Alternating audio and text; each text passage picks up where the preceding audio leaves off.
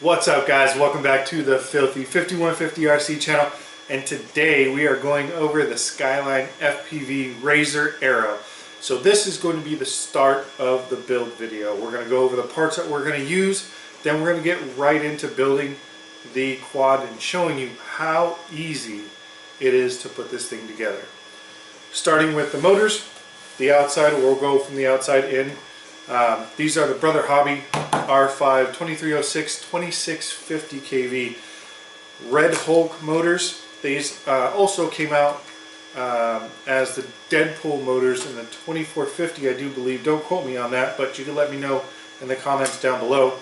But these are all red bells. Nice hollow shaft, and what I like about the shaft is that it's actually thicker than some of the other ones that are out there that bend really easy. So this motor is going to be pretty heavy duty and going to be able to hold up to some pretty good crashes.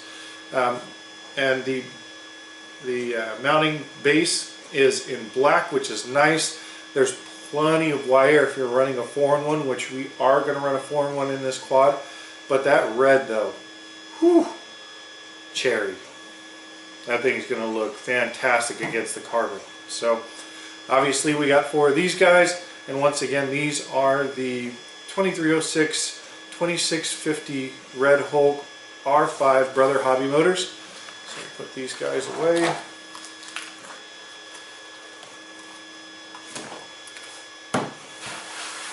Next up, we're going to go right into the receiver. If you guys are running FrSky receivers, this is one of the newest ones from FrSky.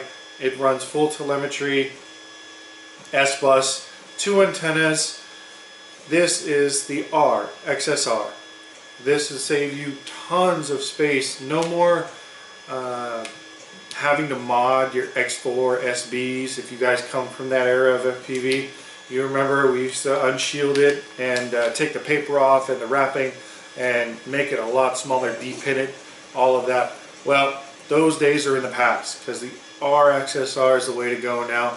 Very small form factor, very easy to use, and takes up very little room inside of your quad. So if you have a tight build, this is something you want to consider.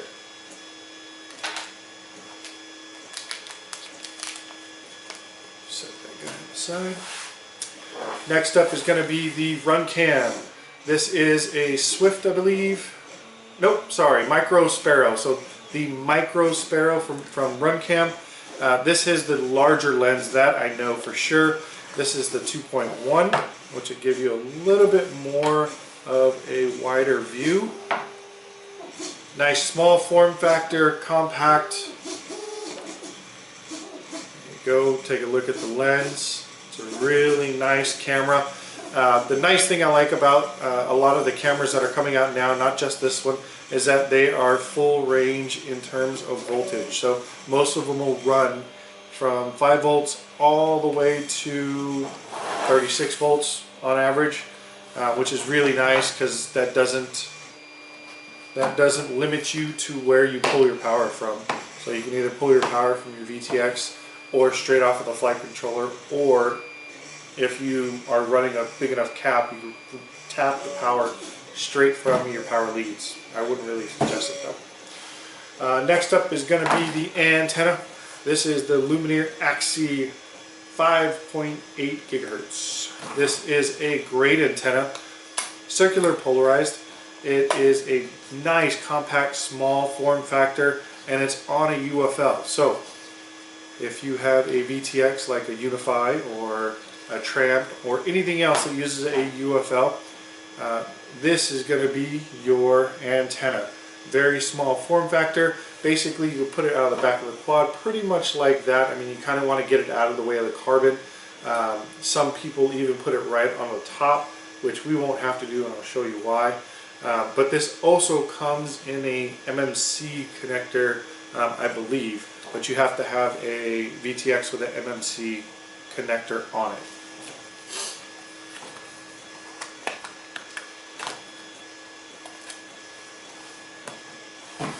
Next up is our ESC. This is a 4-in-1 ESC. It makes the build very clean. This is from Spedix, and it is rated 2 to 4S. Now, I have heard of some people running 5S on this. You could probably do it, but it's probably going to wear out your electronics really quick. So I probably just stick to 4S on this. And this is 30 amps. Very clean. And there is a 5 volt out on this. And I don't remember if one side or another has an extra 5 volt out. I believe it does. On the other side of the board, I believe it has 2 pads that are positive and negative for 5 volts only, and then 2 pads on the other side that are for the cap that comes in here, which is 330 I believe in size, and there's 2 more pads that are full voltage on the other side of your main power and ground. So tons of options with this ESC. We have next is, this is something new. I've actually have not had the chance to try this, and I really want to because of how small it is, and I'm really excited to try a new one of these. So this is the TBS UNIFY Pro. This is the Nano version, not the Pro Race. This is a much smaller form factor, and I'll actually open this up in front of you guys right here so we can take a sneak peek because I want to actually see it. So what you get in the bag, it looks like all of your cables that you need to hardwire to the unit itself, and then shrink wrap. This is the hard plastic stuff, so if you're not a fan of that, you can just leave that out and use regular shrink wrap, which is actually thicker and in my opinion protects a lot better. And that is, that's it. Holy cow, where's the rest of it? Look at the size of that. I don't even know if you guys can see that through this thing. Oh my god. Okay, so it comes with a little button. I don't know if you guys can see that. And that's a programming button, so you can solder it right on, and it leaves the space to do so. And then that is the UNIFY Nano. It is god awful small. I mean, holy cow. You want to talk about saving space. I mean, look at it compared to my pinky nail. This is insane. Oh, I'm excited to use that because that's going to save so much room. Usually the 2 things at the end of a build that are going to not save you room are going to be the receiver and the VTX. And now, I mean, geez, FrSky and TBS have really stepped up and listened to everybody on shrinking everything down. That's really good on their part and listening to your consumer. I really like that. That's going to save so much room and weight. So, and I don't know exactly how much weight that's going to shave, but it's going to shave a lot. I know the R-XSR is quite a bit lighter than the XSR, and definitely the VTX is a lot lighter than a UNIFY HV or a regular Pro 5 volt, 12 volt. So, I mean, you're shaving some weight there in just your electronics. You don't have to worry about, oh, is my motor too heavy? You're saving the weight right there. Plus you got your micro cam and your U.F.L. Antenna. Those are all weight savers right there. So if you want to build an ultralight frame, you know, running a 4-in-1 with less cables, running a R-XSR and a UNIFY Nano with a AXII and a micro cam, I mean, that's a good way to start. Next up is going to be our flight controller. So this is an F4 board, BEC and OSD, and it's the 36 by 36 hole layout. So it looks like we got the plastic hardware, some extra pins, spacers, the nuts, and the plastic screws in there. Little goodie bag. And there's the F4. Now this does have OSD. One thing I will say is I believe This is the same exact board as the Pyro Flip board, F4 with OSD. I mean, I was kind of looking at the pin layout of that board and this board and all of its attributes, and it looks almost identical. But you can take a look at the back of that board, look at the size of the caps and everything else on there. So yes, this is going to have to stand off from your 4-in-1 a little bit more than an average board, because most of the other ones don't really have anything on the back if they planted everything on the top. But this one has a lot of stuff. I mean, there's a space for like GPS and so on and so forth. So if you guys are actually into long range and want to put that stuff on your long range quad, there is a very good flight controller, basic flight controller, that will do all that for you. But for our purposes, this is going to work really well. F4 board running D-Shot 600, and we're going to be running 8K, I believe. I'll have to double check. And I think I'm going to try and flash Butterflight on here, running the COM, and see how it goes. First, I'll start with Betaflight 3.3, run it that way, and then flash it to the Butterflight and see what we get. See if I have an actual comparison, apples to apples, on the same exact quad. So it'll be hard to tell. I'm going to try and black box log it. I'm not very good at it, but I do have a buddy who is fairly good at it. So we'll have to wait and see. Now you guys are probably like, what the hell? Can I see this thing now? I mean, you've been ranting and raving about all this other stuff. So let's bring it into the picture. There it is. This is Skyline's patented box. I believe every single quad that they've ever made comes in a very similar box. Their colors are in red and white. This is their logo, which is an awesome logo, by the way.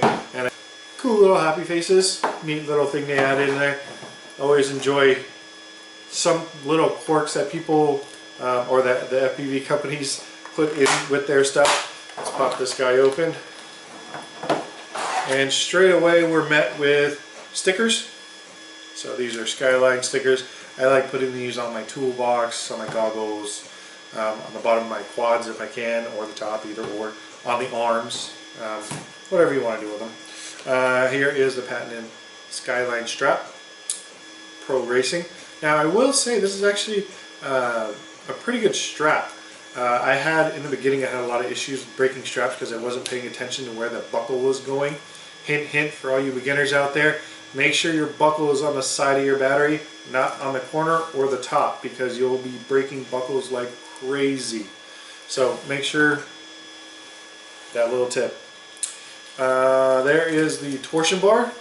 So this goes on the left and right side in between the arms to help from torque twisting on the motor and the arms. It's supposed to hold the arms perfectly straight, and you'll see why that is. So here we go with some hardware. Looks like we have the soft mounts if you want to run a micro cam inside of the skeleton top.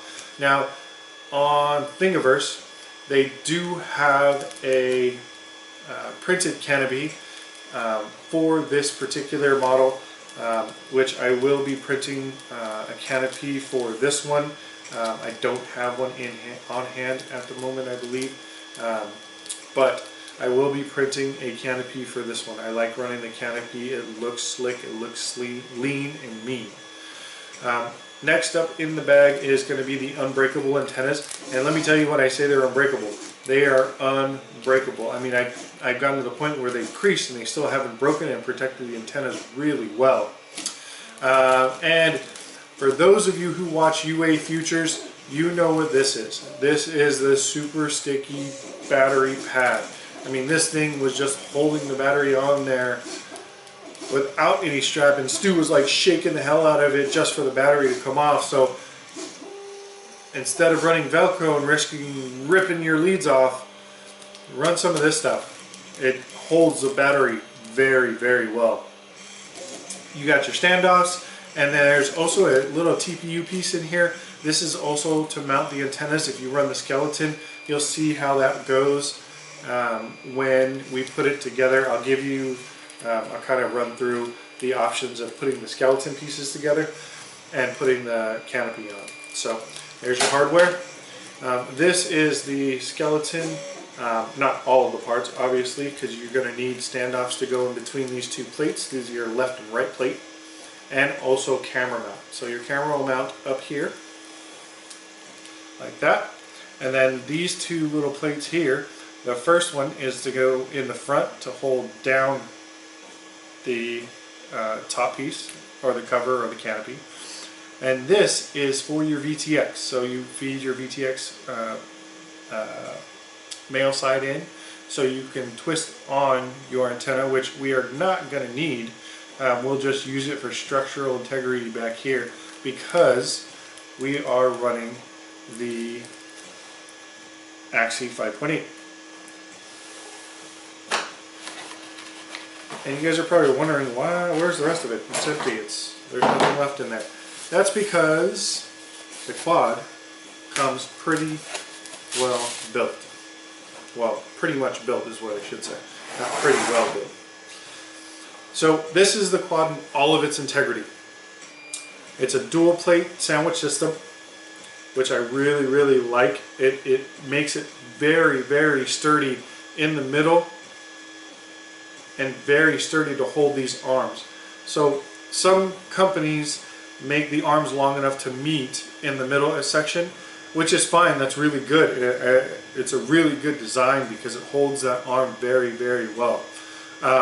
But this is, if you look, is a sandwich design. So this is the top arm and the bottom arm. The bottom arm is 3/4 to the end, and this is to actually save some weight and add some rigidity. Now, some of you were like, well, what about vibes? They're separate. Well, when you have 2 bolts running through this side, 2 bolts running through up here, plus you're going to run your lines, or your wires from your motors into the middle if you're running a 4-in-1. Well, you're also going to electric tape that, or shrink tube it, or whatever you want to do. Trust me, there's no vibes in the double arm frame. There's none. Let me put it to you that way. If you have vibes, you seriously broke something, an arm, or you broke one of these plates, which I've never done. And I've hit a tree straight on at full speed, and that was probably doing about 85, 90 for sure, because I basically fail-safed and it just right into a tree. Anyways, there it is. This is the Razor Aero from Skyline FPV. I'll leave the link down below. Stay tuned for the next video. We're going to get into the build. I'm going to show you how I build my quads and what I think is the fastest way. Alright, so we'll come back in the second video, get straight into the build. I'll show you guys some neat little tricks and stuff on this frame that the designers of Skyline, or at Skyline, excuse me, have put into this frame, and the thought that went into it. And I think you guys would be pretty impressed. So anyways, stay tuned for the next video. Comment down below if you guys want to see anything more in depth. I can make another video. Thumbs up, like, share, subscribe. Don't forget to hit that bell to get notifications for the next video. And we'll see you on the next one.